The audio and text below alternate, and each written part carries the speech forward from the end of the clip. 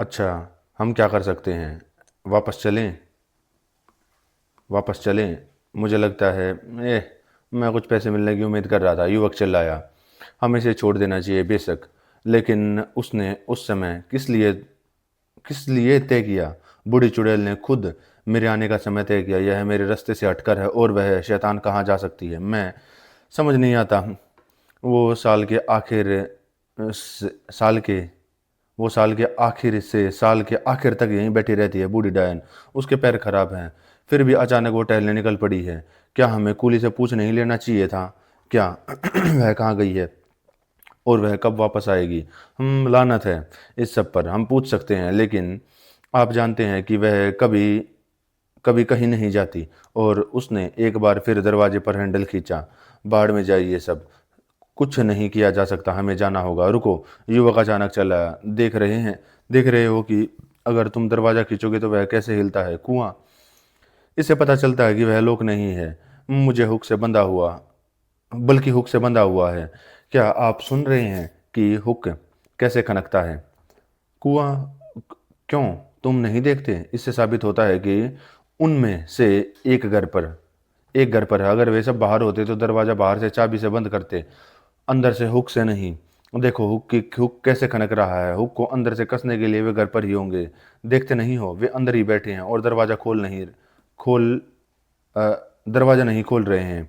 अच्छा, और वे जरूर होंगे। कोच हैरान होकर चिल्लाया। वे वहां क्या कर रहे हैं? वह गुस्से में दरवाजा हिलाने लगा। रुको, युवक फिर चिल्लाया, इसे खींचो मत, जरूर कुछ गड़बड़ है। देखो, तुम दरवाजा बजा रहे हो और खींच रहे हो, फिर भी दरवाजा नहीं खुल रहा।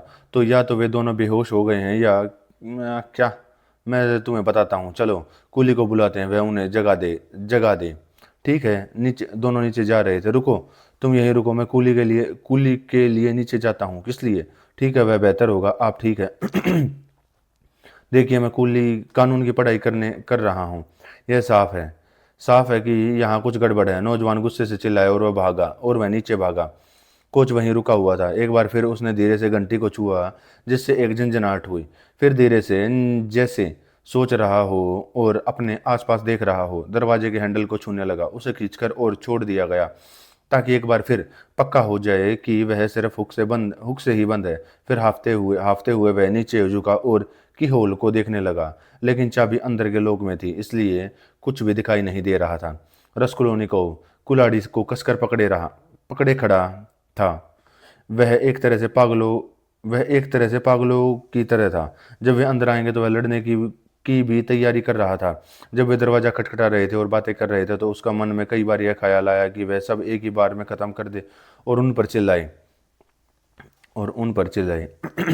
दरवाजे से अंदर आ गए। कभी कभी उसका मन करता था कि उन्हें गाली दे, उनका मजाक उड़ाए, जबकि वे दरवाजा नहीं खोल पा रहे थे। बस जल्दी करो, यही ख्याल उसके दिमाग में कौंधा। लेकिन वह क्या कर रहा है? समय बीत रहा है, एक मिनट, फिर दूसरा, कोई नहीं आया। कोच बेचैन होने लगा। क्या शैतान है? वह अचानक चिल्लाया और बेसब्री में अपना पहरेदारी छोड़कर वह भी नीचे चला गया, जल्दी जल्दी, और सीढ़ियों पर अपने भारी बूटों से दमादम कर रहा था। सीढ़ियाँ धीमी हो गई। हे भगवान, मैं क्या करूं? रसकुलोनिकोव ने हुक खोला, दरवाजा खोला, कोई आवाज़ नहीं आई। अचानक बिना कुछ सोचे समझे वह बाहर निकला, दरवाजा जितना हो सके बंद किया और नीचे चला गया। वह 3 मंजिल नीचे उतरा ही था कि अचानक उसे नीचे से एक तेज आवाज़ सुनाई दी। वह कहाँ कहाँ जाए? छिपने की कोई जगह नहीं थी। वह बस वापस फ्लैट पर जा रहा था। अरे बस जानवर को पकड़ो! नीचे एक फ्लैट से कोई चिल्लाता हुआ बाहर निकला और जोर से चिल्लाते हुए सीढ़ियों से नीचे भागने की बजाय गिर गया। मितका मितका मितका मितका, उसे उड़ा दो! चिल्लाहट एक चीख में खत्म हो गई। आखिरी आवाज़ आंगन से आई। सब शांत था, लेकिन उसी पल आदमी जोर जोर से और तेजी तेजी से बात करते हुए शोर मचाते हुए सीढ़ियां चढ़ने लगा। वे 3-4 थे। उसने उन जवान आदमी की गूंजती आवाज़ पहचान ली। अरे! निराशा से भरा हुआ वह सीधा उनसे मिलने गया। उसे लग रहा था कि जो होना ही था। अगर उन्होंने उसे रोका तो सब कुछ खत्म हो गया, अगर उन्होंने उसे जाने दिया तो सब कुछ खत्म हो गया। वे उसे याद रखेंगे। वे पास आ रहे थे। वे सबसे वे उससे बस थोड़ी ही दूर थे और अचानक उससे छुटकारा मिल गया।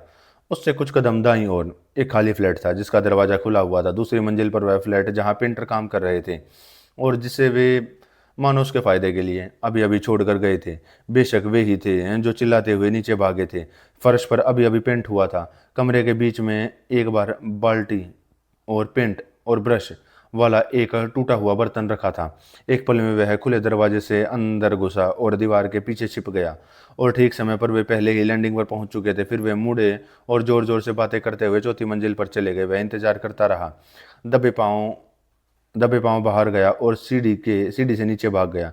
सीढ़ियों पर कोई नहीं था, नहीं गेटवे पर। वह तेजी से गेटवे से गुजरा और सड़क पर दाईं ओर मुड़ गया। वह अच्छी तरह जानता था कि उस समय वे फ्लैट पर थे। वे उसे खुला पाकर बहुत हैरान थे, क्योंकि दरवाजा अभी अभी बंद हुआ था।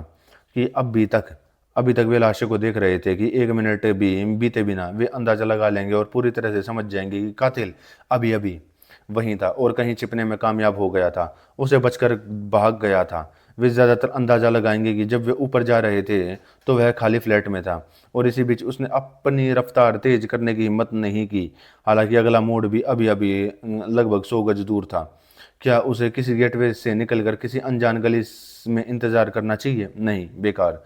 क्या उसे कुल्हाड़ी फेंक देनी चाहिए? क्या उसे कैब लेनी चाहिए? बेकार, बेकार। आखिरकार वह मोड़ पहुंच गया। वह जिंदा से ज्यादा मुर्दा होकर मुड़ा। वहां वह सेफ रास्ते से आधा रास्ता तय कर चुका था, और वह समझ गया था यह कम रिस्की था, क्योंकि वहां लोगों की बहुत भीड़ थी और वह उसमें एक रेत के कण की तरह खो गया। लेकिन उसने जो कुछ भी झेला था उसने उसे इतना कमजोर कर दिया था कि वह मुश्किल से हिल पा रहा था। पसीने की बूंदें उसके शरीर से बह रही थी। उसकी गर्दन पूरी गीली थी। जब वह नहर के किनारे आया तो किसी ने उस पर चिल्लाया, वाह, वह ऐसा ही हो रहा है। अब उसे खुद का थोड़ा थोड़ा बहुत होश था, और वह जितना दूर दूर वह जाता था उतना हालत उतनी ही खराब होती जाती। लेकिन उसे याद आया कि नहर के किनारे आने पर वह वहां कम लोगों को देखकर घबरा गया था, और इसलिए ज्यादा साफ दिख रहा था, और उसने वापस लौटने का सोचा था। हालांकि वह थकान से लगभग गिरने ही वाला था, फिर भी वह बहुत दूर तक घूम गया ताकि बिल्कुल अलग दिशा से घर पहुंच सके। जब वह अपने घर के गेट से गुजरा तो उसे पूरी तरह होश नहीं था। कुल्हाड़ी याद आने से पहले ही वह सीढ़ियों पर था, और फिर भी उसके सामने एक बहुत बड़ी प्रॉब्लम थी, उसे वापस रखना, और ऐसे करते हुए जितना हो सके किसी को नज़र से बचना।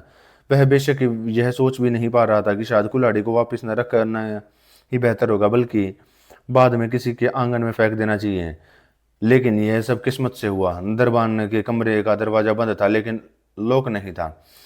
इसलिए ऐसा लग रहा था कि दरबान घर पर ही है, लेकिन उसे सोचने समझने की पूरी ताकत खो दी थी। इसलिए वह सीधे दरवाजे तक गया और उसे खोल दिया। अगर दरबान ने उससे पूछा होता तुम्हें क्या चाहिए, तो शायद वह उसे कुल्हाड़ी थमा देता। लेकिन दरबान फिर से घर पर नहीं था। वह कुल्हाड़ी को वापस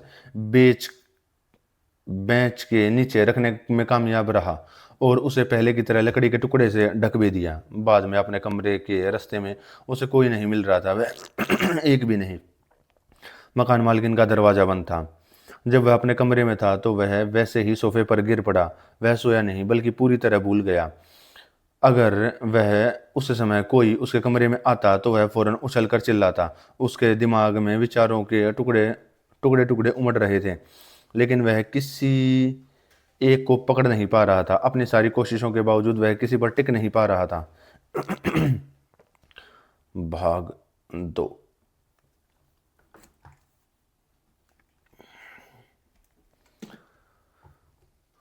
भाग 2 अध्याय 1।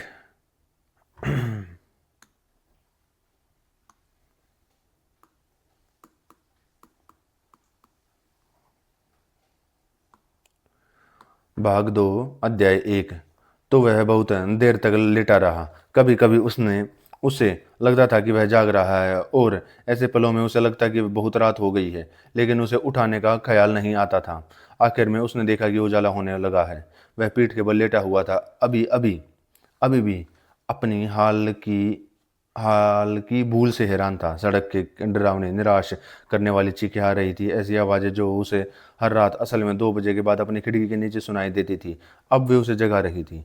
आहा, शराबी शराब खाने से बाहर आ रहे हैं, उसने सोचा। 2 बज चुके हैं।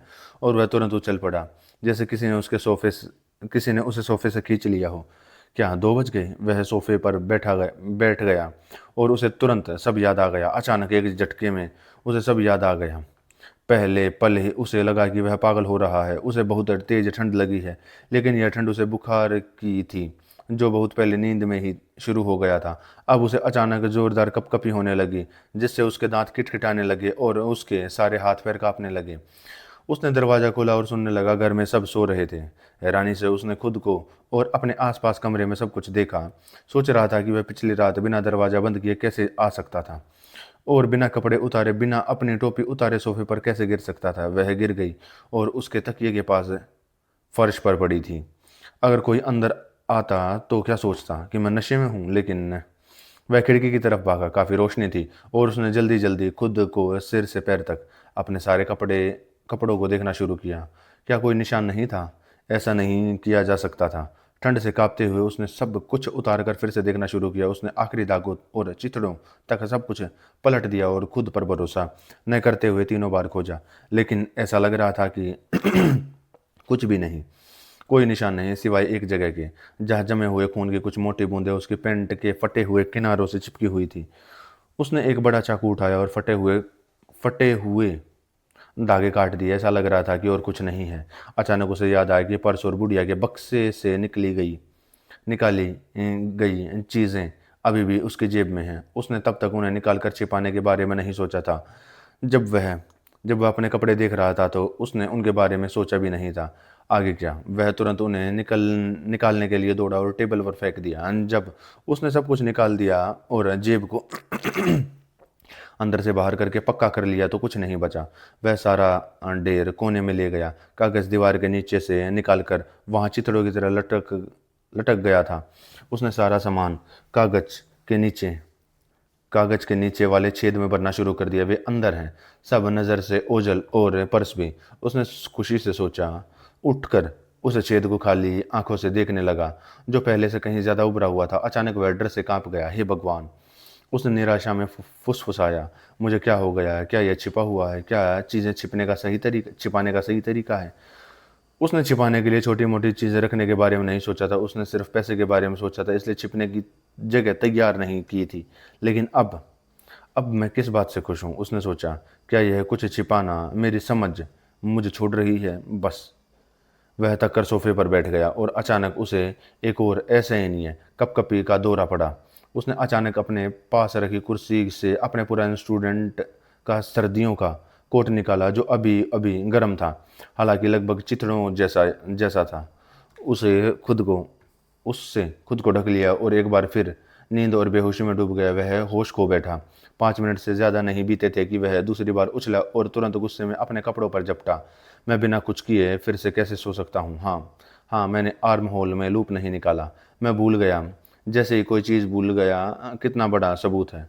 उसने फंदा निकाला, जल्दी से उसके टुकड़े किए और टुकड़ों को तकियों के नीचे अपने भी कपड़ों के बीच में फेंक दिया। फटे हुए कपड़ों के टुकड़ों से शक नहीं हो सकता था। चाहे कुछ भी हो, मुझे नहीं लगता, बिल्कुल नहीं। उसने कमरे के बीच में खड़ा होकर दोहराया और दर्दनाक ध्यान के साथ वह फिर से अपने चारों ओर फर्श पर और हर जगह देखने लगा। यह पक्का करने की कोशिश कर रहा था कि वह कुछ भूल तो नहीं गया है। यह यकीन कि उसकी सारी काबिलियत, यहाँ तक कि याददाश्त और सोचने समझने की सबसे आसान ताकत भी उसे धोखा दे रही है, एक बहुत बड़ी तकलीफ बनने लगी। यह पक्का अभी शुरू नहीं हुआ था। पक्का यह मेरी सजा नहीं है, यह तो है। उसने अपनी पेंट से जो फटे पुराने कपड़े काटे थे, वे असल में कमरे के बीच में फर्श पर पड़े थे, जहां अंदर आने वाला कोई भी उन्हें देख सकता था। मुझे क्या हो गया? वह फिर से चिल्लाया, जैसे कोई परेशान हो। तभी उसके दिमाग में एक अजीब ख्याल आया कि शायद उसके सारे कपड़े खून से सने हुए थे। शायद बहुत सारे दाग थे, लेकिन उसने उन्हें देखा नहीं, उन पर ध्यान नहीं दिया, क्योंकि उनकी समझ कमज़ोर रही थी। टुकड़े टुकड़े हो रही थी समझ कमज़ोर हो रही थी, टुकड़े टुकड़े हो रही थी, उनकी समझ धुंधली हो गई थी। अचानक उसे याद आया कि पर्स पर भी खून लगा था। आहा! तो जेब पर भी जब खून लगा होगा, लेकिन मैंने गीला पर्स अपनी जेब में रखा था। पलक झपकते ही उसने जेब को अंदर से बाहर कर दिया और हाँ, जेब की परस्त पर निशान थे, दाग थे। तो मेरी समझ अभी पूरी तरह से ख़त्म नहीं हुई थी, इसलिए मुझे अभी भी कुछ समझ और याददाश्त है, क्योंकि मैंने खुद इसका अंदाज़ा लिया था। उसने जीत की सांस लेते हुए सोचा, यह बस बुखार की कमजोरी है, एक पल का पागलपन है। और उसने अपनी पैंट की बाईं जेब में से पूरी लाइनिंग फाड़ दी। उसी पल सूरज की रोशनी उसके बाईं बाएं बूटे पर पड़ी। बूट से बाहर निकले मोजे पर उसे लगा कि निशान है। उसने अपने बूट उतार फेंके, सच में निशान है। मोजे का सिरा खून से लथपथ था। उसने शायद अनजाने में उस तालाब में कदम रखा होगा। लेकिन अब मैं इसका क्या करूं? मैं मोजा, कपड़े और जेब कहाँ रखूं? उसने उन सबको अपने हाथों में इकट्ठा किया और कमरे के बीच में खड़ा हो गया, चूल्हे में। लेकिन वे सबसे पहले चूल्हे को ही तोड़ेंगे, उन्हें जलाएंगे। लेकिन मैं उन्हें किससे जलाऊं? जहाँ तो माचिस भी नहीं है। नहीं, बेहतर होगा कि बाहर जाकर सब कुछ कहीं फेंक दूं। हाँ, इसे फेंक देना ही बेहतर है। उसने फिर से सोफे पर बैठते हुए दोहराया, और अभी, इसी मिनट, बिना रुके। लेकिन उसका सिर तकिए पर धंस गया। फिर से उसे असहनीय बर्फीली कपकपी होने लगी। उसने फिर से अपना कोट पहन लिया और बहुत देर तक, कुछ घंटों तक उसे यह ख्याल सताता रहा कि अभी इसी पल कहीं चला जाऊं और सब फेंक दूं, ताकि यह सब नज़रों से ओझल हो जाए, एक ही बार में ख़त्म हो जाए। कई बार उसने सोफे से उठने की कोशिश की, लेकिन उठ नहीं सका। आखिरकार दरवाजे पर जोरदार दस्तक से उसकी नींद खुल गई। खोलो, जिंदा हो या मर गए, वह यहीं सोता है। नाश्ता दरवाजे पर मुक्का मारते हुए चिल्लाई, वह कई दिनों से यहाँ कुत्ते की तरह खर्राटे ले रहा है। वह भी कुत्ता ही है। मैं कहती हूँ, खोलो, 10 बज गए हैं। शायद वह घर पर नहीं है। एक आदमी की आवाज़ आई। हाँ, यह तो कूली की आवाज़ है। इसे क्या चाहिए? वह उछलकर सोफे पर बैठ गया। उसके दिल की धड़कन बहुत तेज थी। तो फिर दरवाज़ा किसने बंद किया होगा? नस्तस्या ने जवाब दिया, उसने तो खुद ही को अंदर से बंद कर लिया है, मानो वह चोरी करने लायक हो। खोलो, मूर्ख, उठो। वे क्या चाहते हैं? कुली क्यों? सब पता चल गया है। विरोध करें या खुलेआम, चाहे कुछ भी हो जाए। वह आधा उठा, आगे झुका और दरवाज़ा खोल खोल दिया। उसका कमरा इतना छोटा था कि वह बिस्तर से बिना उठे ही कुंडी खोल सकता था। हाँ, दरबान और नस्तस्या वहाँ खड़े थे। नस्ताशा ने उसे अजीब तरह से देखा। उस दरबान की तरफ गुस्से और निराशा से देखा। अंज से बिना कुछ कहे बोतल वैक्स से सील किया हुआ वो एक ग्रे मुड़ा हुआ कागज आगे बढ़ाया। ऑफिस से नोटिस, उन्होंने उसे कागज देते हुए कहा। किस ऑफिस से? बेशक पुलिस ऑफिस से समन। तुम्हें पता है कौन सा ऑफिस? पुलिस के पास। किस लिए? मैं कैसे बता सकता हूँ? तुम्हें बुलाया गया है, तुम जाओ। आदमी ने उसे ध्यान से देखा, कमरे में चारों ओर देखा और जाने के लिए मुड़ गया। वह तो बिल्कुल बीमार है। नस्ताशा ने उससे नजरें हटाए बिना पोर्टर में एक पल के लिए अपना सिर घुमाया। उसे कल से बुखार है, उसने कहा। रस्कोल्निकोव ने कोई जवाब नहीं दिया और बिना खोले ही कागज अपने हाथों में पकड़ लिया। तो फिर उठो, नस्ताशा ने दया से कहा, यह देखकर कि वह सोफे पर अपने पैर नीचे कर रहा है। तुम बीमार हो, इसलिए मत जाओ। इतनी जल्दी नहीं है। तुम्हारे पास वहाँ क्या है?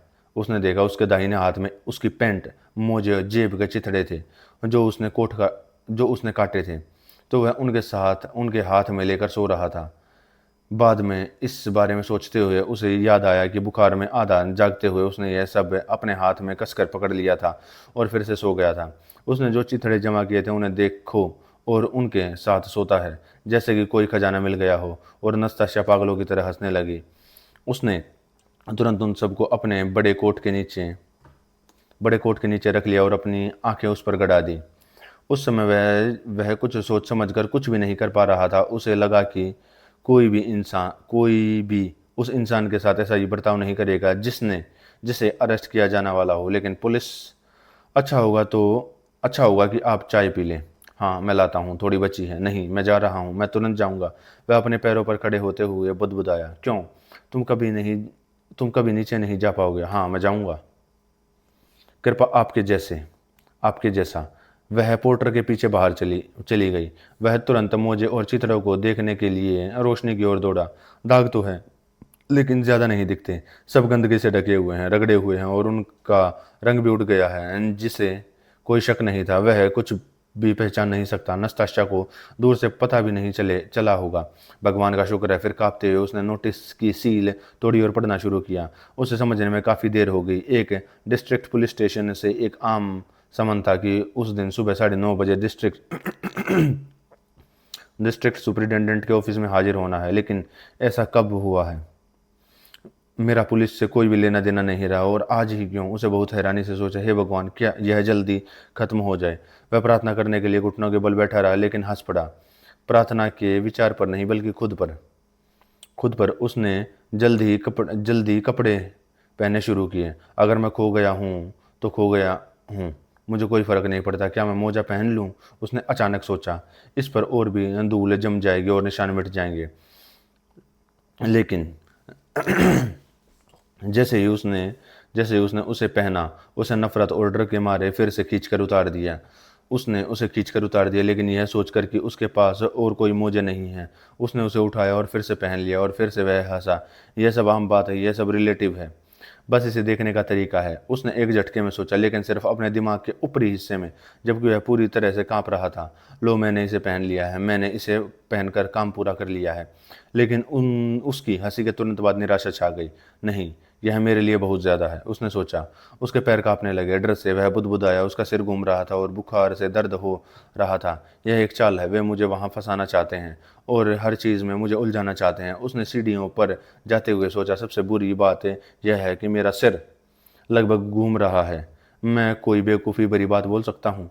सीढ़ियों पर उसे याद आया कि वह सारी चीज़ें दीवार के छेद में वैसे ही छोड़ रहा था, और बहुत मुमकिन है यह जानबूझकर किया गया हो, ताकि जब मैं बाहर रहूं तो ढूंढ सकूं। उसने सोचा और रुक गया। लेकिन वह इतनी निराशा, दुख के प्रति इतनी निराशा, अगर कोई इसे कह सकता है, से भरा हुआ था कि हाथ हिलाकर वह आगे बढ़ गया, सिर्फ इसे ख़त्म करने के लिए। ऐसे सड़क पर गर्मी फिर से ऐसे नहीं हो गई थी। इतने दिनों में बारिश की एक भी बूंद नहीं गिरी थी। फिर से धूल, ईंटें और गारा, फिर से दुकानें, पोर्ट हाउस, फिर से बदबू, फिर से शराबी आदमी, फिनिश फेरी वाले, और आधी टूटी फूटी कैब। सूरज धीरे से उसकी आंखों में चमक रहा था, और उसकी आंखों के बाहर देखने में दर्द हो रहा था, और उसे लगा कि उसका सिर घूम रहा है, जैसे बुखार में आदमी को तेज धूप वाले दिन सड़क पर निकलने पर महसूस होता है। जब वह गली के मोड़ पर पहुंचा तो घबराहट ने में उसने नीचे देखा, घर की तरफ, और तुरंत अपने नजरें फेर ली।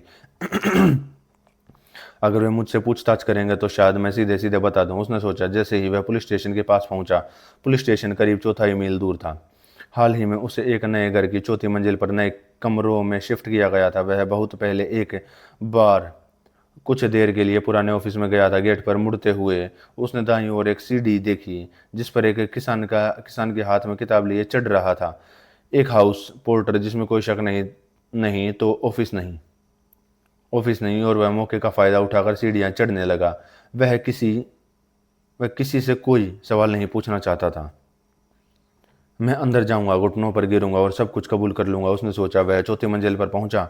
सीढ़ियां खड़ी, पतली और गंदे पानी से भरी हुई थी। फ्लैट्स के किचन सीढ़ियों पर खुलते थे और लगभग पूरे दिन खुले ही रहते थे, इसलिए वहां डरावनी और बदबू और गर्मी थी। सीढ़ियों पर किताबें हाथ में दबाए ऊपर नीचे आने जाने वाले कुलियों, पुलिस वालों और हर तरह के जेंडर, दोनों तरह के लोगों से भीड़ थी। ऑफिस का दरवाजा भी खुला हुआ था। अंदर किसान इंतजार कर रहे थे। वहां भी गर्मी दम घोटने वाली थी, और नए सजे हुए कमरों से ताजे पेंट और बासी तेल की बुरी बदबू आ रही थी। थोड़ा इंतजार करने के बाद उसने अलग कमरे में जाने का फैसला किया।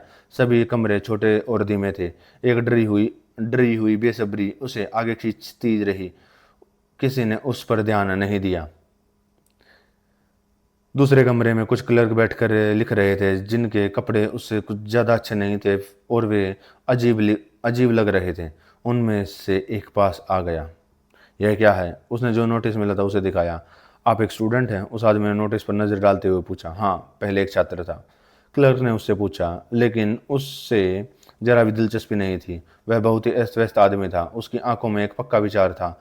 रस्कुलोनिकोव ने सोचा, उससे कुछ हासिल नहीं होगा, लेकिन उसे किसी भी चीज़ में कोई दिलचस्पी नहीं है। अंदर हेड क्लर्क के पास जाओ। क्लर्क ने सबसे दूर वाले कमरे की ओर इशारा करते हुए कहा। वह उससे कमरे में गया। क्रम से चौथा। वह एक छोटा कमरा था, लोगों से भरा हुआ था। कमरों के मुकाबले ज़्यादा अच्छे कपड़े पहने हुए था। उनमें दो औरतें थीं, एक जो दुख में खराब कपड़े पहने थी, हेड क्लर्क के सामने टेबल पर बैठी थी और उसे कहने पर कुछ लिख रही थी। दूसरी एक बहुत मोटी सुडौल औरत जिसका चेहरा बैंगनी लाल रंग दागदार था, बहुत अच्छे कपड़े पहने थी और उसकी छाती पर तश्तरी जितना बड़ा ब्रोच था। एक तरफ खड़ी थी, शायद किसी चीज़ का इंतजार कर रही थी। रस्कोल्निकोव ने अपना नोटिस हेड क्लर्क को दिया। उसने देखा, कहा, 1 मिनट रुको, और दुख में डूबी औरत की देखभाल करने लगा। उसने और ज्यादा आराम से सांस ली। ऐसा नहीं हो सकता। धीरे धीरे उसका कॉन्फिडेंस वापस आने लगा। वह खुद को हिम्मत रखने और शांत रहने के लिए कहता रहा, थोड़ी सी बेवकूफ़ी, थोड़ी सी लापरवाही और मैं खुद को धोखा दे सकता हूँ। ऑफिस अफसोस है कि यहाँ हवा नहीं है। उसने आगे कहा, यह दम घोटने वाली है। इससे सिर पहले से ज़्यादा चक्कर आने लगता और दिमाग भी। उसे अंदर से बहुत ज़्यादा उथल पुथल का एहसास हो रहा था। उसे अपना सेल्फ कंट्रोल खोने का डर था। उसने किसी चीज़ को पकड़ने और उस पर अपना ध्यान लगाने की कोशिश की, बिल्कुल बेकार। लेकिन वह इसमें बिल्कुल भी कामयाब नहीं हो पाया। फिर भी हेड क्लर्क में उसकी बहुत दिलचस्पी थी। वह लगातार उम्मीद कर रहा था कि वह उसकी असलियत समझ सके और उसके चेहरे से कुछ कुछ अंदाज़ा लगा सके।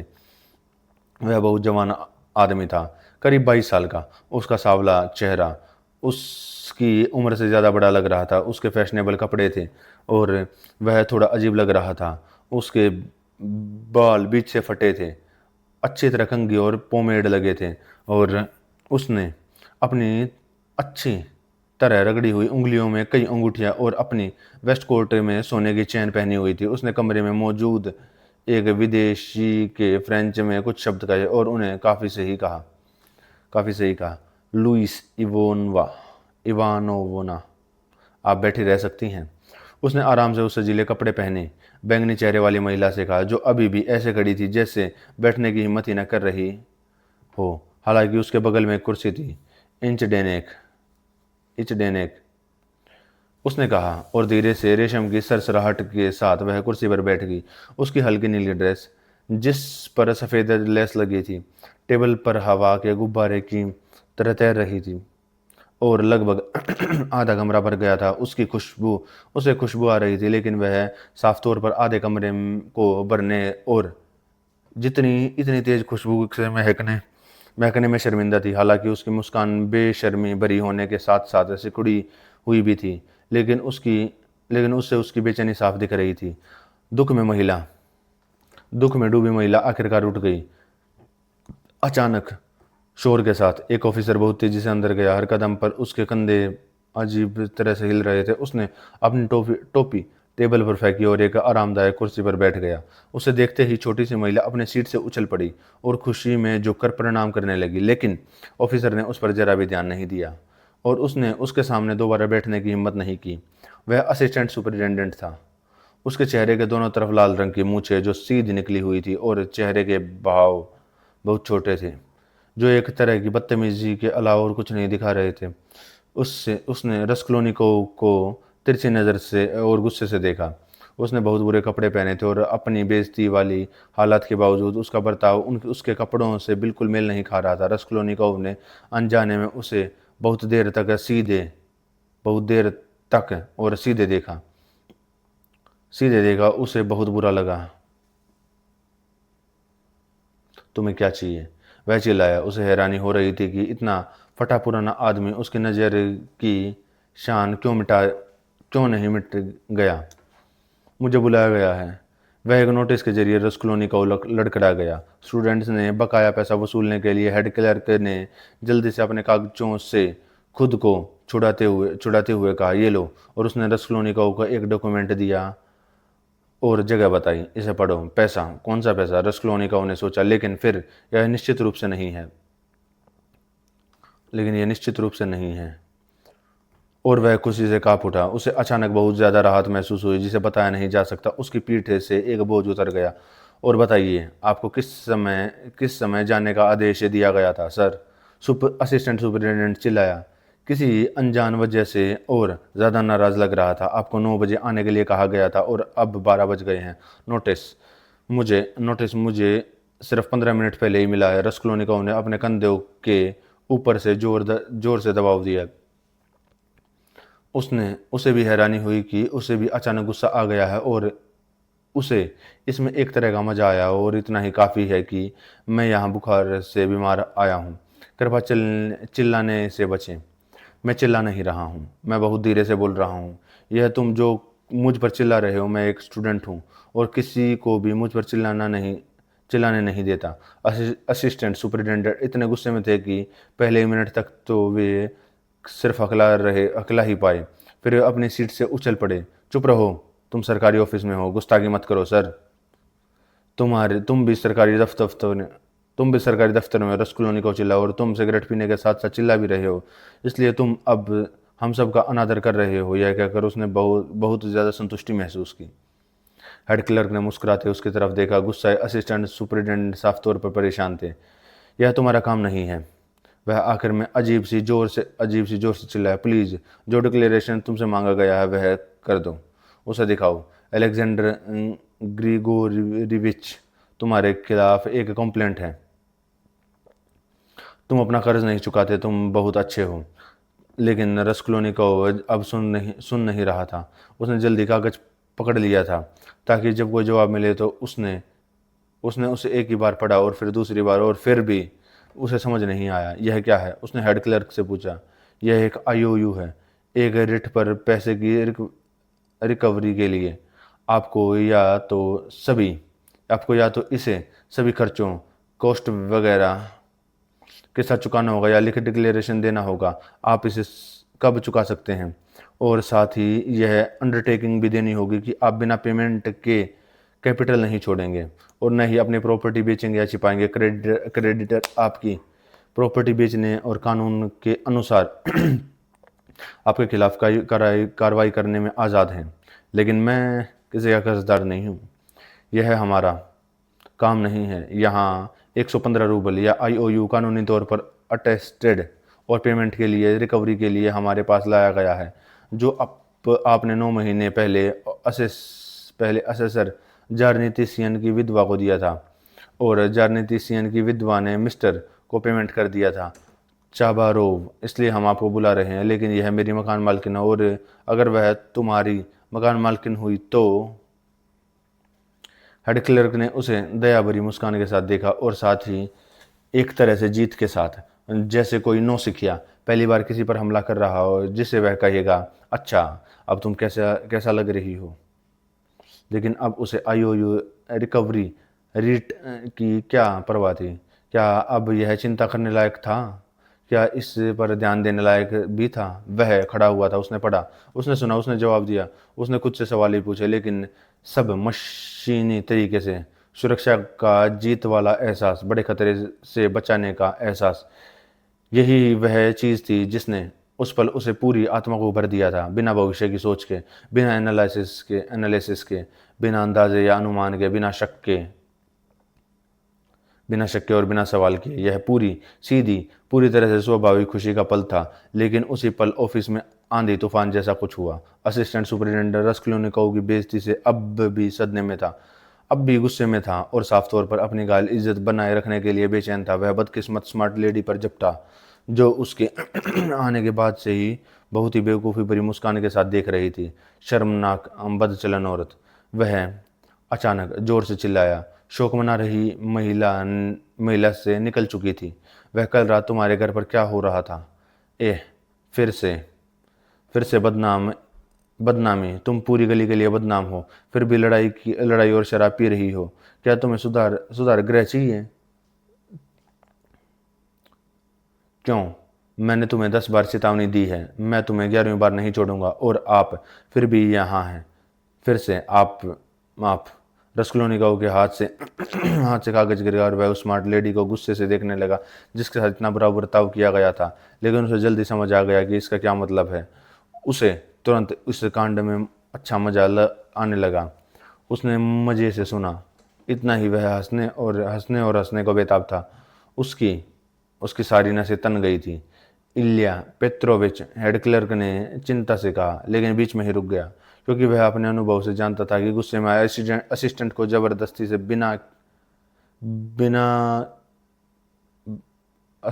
जबरदस्ती के बिना नहीं रोका जा सकता। स्मार्ट लेडी की बातें स्मार्ट लेडी की बातें करे तो पहले तो तूफान से काँप रही थी, लेकिन अजीब बात है कि गाली गलौच इतनी ज़्यादा और ज़ोरदार हो गई थी, वह उतनी ही प्यारी लगने लगी थी। और उस भयानक असिस्टेंट पर उसकी मुस्कान उतनी ही मोहक हो गई होती गई। वह बेचैनी से हिली और लगातार झुकी हुई बेसब्री से अपनी बात कहने का मौका पाने का इंतज़ार कर रही थी। और आखिर में वह मिल ही गया। मेरे घर में किसी तरह का शोर या लड़ाई नहीं हुई मिस्टर कैप्टन, उसने मटर के दाने की तरह एकदम से बड़बड़ाते हुए कहा और पूरे कॉन्फिडेंस के साथ रशियन भाषा में बात की। हालांकि उसका एक्सेंट काफ़ी जर्मन था और कोई स्कैंडल भी नहीं हुआ और उसके ओनर नशे में थे। और मैं पूरी सच्चाई सच्चाई बता रही हूँ मिस्टर कैप्टन, और मेरी कोई गलती नहीं है। मैं इज्जतदार मिस्टर कैप्टन, और मेरा बर्ताव भी इज्जतदार है मिस्टर कैप्टन, और मुझे कोई भी बदनामी पसंद नहीं है। लेकिन वह काफ़ी नशे में आया और फिर से 3 बोतलें मांगी, और फिर उसने एक पैर उठाया और एक पैर से पियानो बजाने लगा। और यह एक इज्जतदार घर में बिल्कुल भी ठीक नहीं है, और उसने पियानो तोड़ दिया। और यह सच में बहुत बुरा बर्ताव था, मैंने ऐसा कहा। और उसने एक बोतल उठाई और सबको उससे मारना शुरू कर दिया। फिर मैंने अपने पोर्टर्स को बुलाया और कार्ल आया, और उसने उसने कार्ल को पकड़कर उसकी आंख में मारा, और उसने हेनरियट की आंख में ही मारा और मेरे लाल गाल पर 5 थप्पड़ मारे। और यह एक इज्जतदार घर में बहुत बदतमीजी थी मिस्टर कैप्टन, और मैं चिल्लाया। और उसने नहर के ऊपरी खिड़की खोली, और लड़की खिड़की में खड़ा होकर एक छोटे सुअर की तरह चीखने लगा। यह बहुत ही शर्म की बात है। सड़क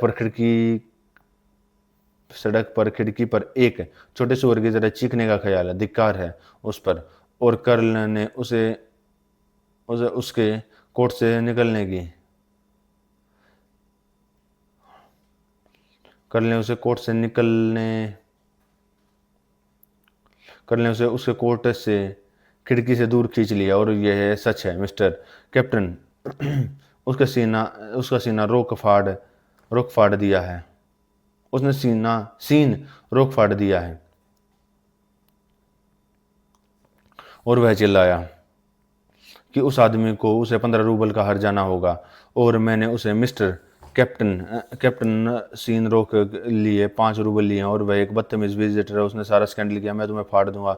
उसने कहा क्योंकि मैं तुम्हारे बारे में सभी अखबारों में लिख सकता हूँ। तो फिर वह सख्त लेगा कि हाँ मिस्टर कैप्टन, और एक इज्जतदार घर में ऐसा असभ्य आगंतुक है। अब बस बहुत हो गया, मैंने तुम्हें पहले ही बता दिया था। अल्या पेत्रोविच, हेड क्लर्क ने महत्वपूर्ण रूप से दोहराया। असिस्टेंट ने तेजी से उसकी तरफ देखा। हेड क्लर्क ने हल्का सा सिर हिलाया।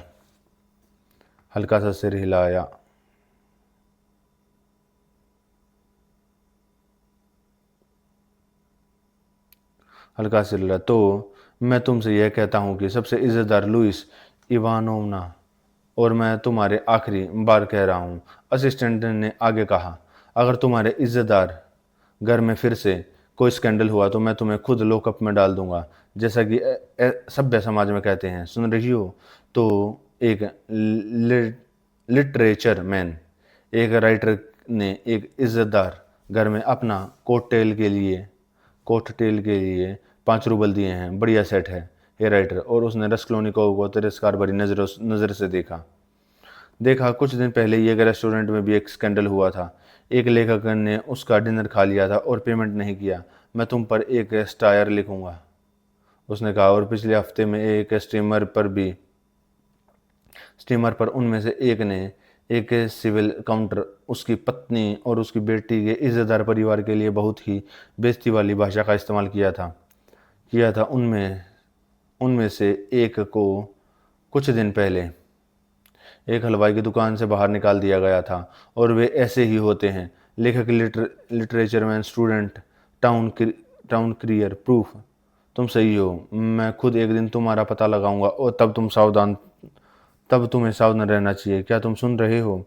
लुइस इवानोवना ने जल्दी से झुककर चारों तरफ देखा और दरवाजे पर झुकी थी, लेकिन दरवाजे पर ही उनकी टक्कर एक अच्छे दिखने वाले ऑफिसर से हुई, जिसका फ्रेश चेहरा और खुला हुआ था और शानदार घनी गोरी मूछें। यह खुद डिस्ट्रिक्ट के सुपरिटेंडेंट निकोडियम फोमिच थे। लुइस इवानोवना ने जल्दी से लगभग जमीन पर झुककर झुकी हुई और धीरे धीरे से कदमों से ऑफिस से बाहर निकाल निकाल निकल गई। फिर से गरज कर बिजली तूफान। निकोदियम फोमिच ने इलाया पेत्रोविच से नरम और दोस्ताना लहजे में कहा, तुम फिर से उत्तेजित हो गए हो, तुम फिर से गुस्से में हो। मैंने इसे सीढ़ियों पर सुना। अच्छा तो क्या? इल्या पेत्रोविच ने जेंटलमैन की तरह धीरे से कहा, और वह कुछ पेपर से लेकर दूसरी टेबल की तरफ चला। हर कदम पर उसके कंधे उछल रहे थे।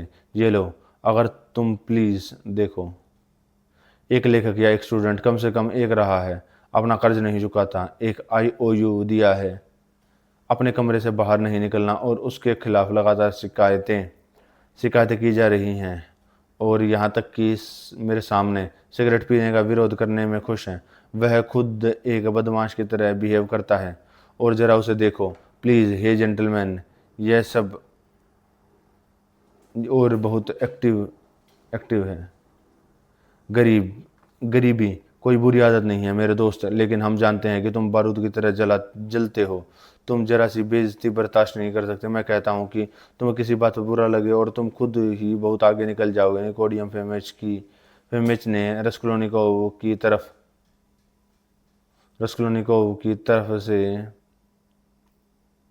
तरफ प्यार से मुड़कर देखा, लेकिन कहा, लेकिन तुम गलत थे। वह एकदम जबरदस्त बंदा, मैं तुम्हें यकीन दिलाता हूँ, लेकिन एक्सप्लेसिव। वह बहुत गर्म हो जाता, आग उगलता है, उबल पड़ता है, और कोई रोक नहीं सकता, और फिर सब खत्म, और आखिर में वह सोने का दिल है। रेजिमेंट में उसका निकनेम एक्सप्लोसिव लेफ्टिनेंट था, और वह रेजिमेंट में भी था। इल्या पेत्रोविच चिल्लाया, इस मज़ेदार मजाक से बहुत ही खुश हुआ, लेकिन हालांकि अभी भी उदास था। रस्कुलनिकोव ने अचानक उन सब से कुछ महत्वपूर्ण अच्छी बात कहने की इच्छा हुई। माफ़ करना कैप्टन, उसने आसानी से कहा। आज निकोडोम फ्रेमिच फ्रोमिच से बात करते हुए, क्या तुम मेरी ही जगह आओगे? अगर मैंने बदतमीजी की तो मैं माफ़ी मांगने को तैयार हूँ। मैं एक गरीब स्टूडेंट हूँ, बीमार, और गरीबी से टूटा हुआ शब्द इस्तेमाल किया जा सकता था। मैं पढ़ाई नहीं कर रहा हूँ, मैंने अभी भी अपना गुजारा नहीं कर सकता, लेकिन मुझे पैसे कैसे मिल जाएंगे? एक्स प्रांत में मेरी माँ और बहन है, वे मुझे पैसे भेज देंगे और मैं पैसे ले लूँगा। मकान मालिक नेक दिल है, लेकिन वह मेरी पूरी क्लास छूट जाने के और पिछले 4 महीनों से उसे पैसे देने की इतनी आदत नाराज़ है कि वह मेरा डिनर भी नहीं भेजती, और मुझे IOU बिल्कुल भी नहीं समझ नहीं आ रहा। वह मुझे IOU पर पेमेंट करने के लिए कह रही है, मैं उससे पेमेंट कैसे करूँ? आप फैसला खुद लीजिए, यह हमारा काम नहीं है। आप जानते हैं कि हेड क्लर्क ने कहा। हाँ, मैं तुमसे पूरी तरह से सहमत हूँ, लेकिन जो मुझे समझने दो, रस्कुलनिकोव ने फिर कहा। फिर भी निकोदियम फोमिच को संबोधित करते हुए, इसलिए इल्या पेत्रोविच को भी संबोधित करने की पूरी कोशिश कर रहा था। हालांकि इल्या पेत्रोविच लगातार अपने कागजों में से कुछ ढूंढ रही थी और उसे बेइज्जती से अनदेखा कर रहा था। मुझे समझने दो कि मैं उसके साथ लगभग 3 साल से रह रहा हूँ, और शुरू में क्योंकि मैं क्यों न मानूं कि शुरू में ही मैंने उसकी बेटी से शादी करने का वादा किया था। यह एक जुबानी वादा था, जो जानी मेरा मतलब है कि मेरा यकीन मालिकान उन दिनों मुझे बिना किसी स्वार्थ के उधार देती थी, और मैं बहुत ही लापरवाही जीता था। सर, आपसे कोई ये पर्सनल डिटेल्स नहीं पूछ सकता। हमारे पास बर्बाद करने के लिए बिल्कुल भी टाइम नहीं है, इल्या पेत्रोविच ने मुश्किल से और जीत के अंदाज के बीच में कहा, लेकिन रसकुल्निकोव ने गुस्से में उसे रोक दिया। हालांकि उसे अचानक बोलने में बहुत मुश्किल हो रही थी। लेकिन माफ़ करना, यह मुझे बताना है कि यह सब कैसे हुआ। मेरी बारी है। हालांकि मैं आपसे सहमत हूँ, इसकी ज़रूरी नहीं है, लेकिन साल पहले साल पहले लड़की टाइफ्स में मर गई टाइफस में मर गई। मैं पहले की तरह वहीं रहा, और जब मेरी मकान मालकिन अपने सभी के क्वार्टर में रहने लगी तो उन्होंने मुझसे और दोस्ताना अंदाज में कहा कि उन्हें मुझ पर पूरा भरोसा है। लेकिन फिर भी क्या मैं 115 रूबल आईओयू नहीं दूंगा? तो मेरा उन पर सारा कर्ज था। उन्होंने अगर अगर कहा कि अगर मैं उन्हें यह वादा कर दूं कि मुझ पर फिर या किसी जितना मैं चाहूँ वह कभी न कभी कहीं न कहीं, वे उनके अपने शब्द थे, आईओयू इस्तेमाल तब तक नहीं करेंगी जब तक मैं खुद नहीं कर चुका। और अब मैं अपनी पढ़ाई छोड़ दी है और मेरे पास खाने के लिए कुछ नहीं। वह मेरे खिलाफ एक्शन ले रही है, और इस पर मैं क्या कहूँ।